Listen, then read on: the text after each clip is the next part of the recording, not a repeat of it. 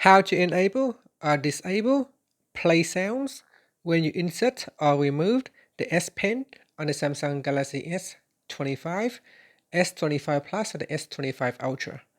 First, tap on the home button to return back to the home screen.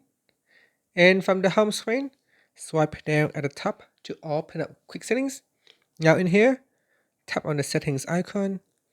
Then we scroll down, and from here, tap on advanced features. After that, we scroll down and tap on S Pen.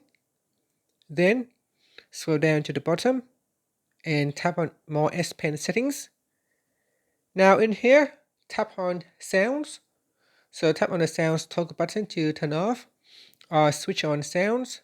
This will play sounds when you insert or remove the S Pen or right on the screen. So here, when I insert the S Pen, wait that click sound,